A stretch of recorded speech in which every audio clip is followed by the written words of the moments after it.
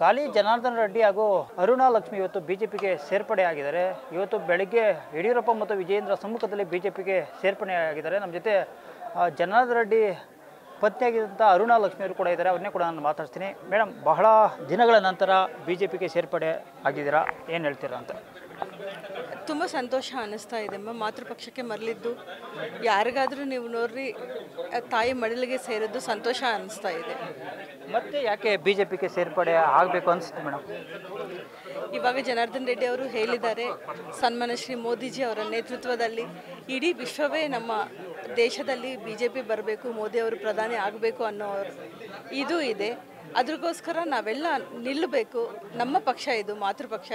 ಜನಾರ್ದನ್ ರೆಡ್ಡಿ ಅವರ ರಕ್ತ ಕನಕನದಲ್ಲಿ BJP ಇದೆ. ಅದಕ್ಕೋಸ್ಕರನೇ ನಾವು ಬಂದಿದ್ದು. ಮೇಡಮ್, ಜನಾರ್ದನ್ ರೆಡ್ಡಿ ಅವರು ಪಕ್ಷ ಬಿಡೋಂಥ ಸಂದರ್ಭದಲ್ಲಿ ತುಂಬ ಅನ್ಯಾಯ ಮಾಡಿದೆ, ಪಕ್ಷ ಮೋಸ ಮಾಡಿದೆ, ನನಗೆ ಯಾರೂ ಕಷ್ಟಕಾಲದಲ್ಲಿ ಕೂಡ ನಿಂತಿಲ್ಲ ಅಂತ ನೇರವಾಗಿ ಹೇಳುವಂಥ ಪ್ರಯತ್ನವನ್ನು ಕೂಡ ಮಾಡಿದೆ. ಈಗ ಮತ್ತೆ ಮರಳಿ ಪಕ್ಷಕ್ಕೆ ಬಂದಿದ್ದೀರಾ, ಎಲ್ಲವೂ ಕೂಡ ಗೊಂದಲ ಬಗೆಹರಿದಿದೆಯಾ? ಏನಾದರೂ ಕಂಡೀಷನ್ ಹಾಕಿದ್ದೀರಾ ಪಕ್ಷದಲ್ಲಿ ಸೇರ್ಪಡೆ ಆದಂಥ ಸಂದರ್ಭದಲ್ಲಿ ಅಂತ?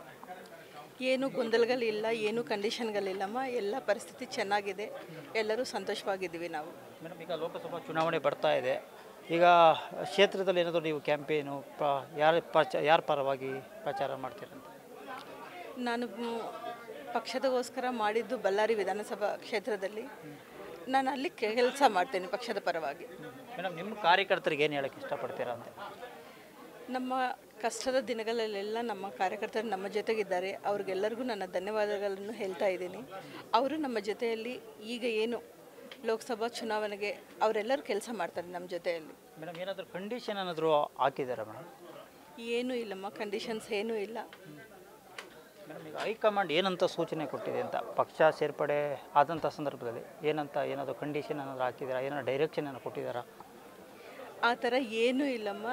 ಒಬ್ಬ ಸಾಮಾನ್ಯ ಕಾರ್ಯಕರ್ತರಾಗಿ ನಾವು ಕೆಲಸ ಮಾಡ್ತೀವಿ, ಪಕ್ಷದಗೋಸ್ಕರ ದುಡಿತೀವಿ, ಅಷ್ಟು.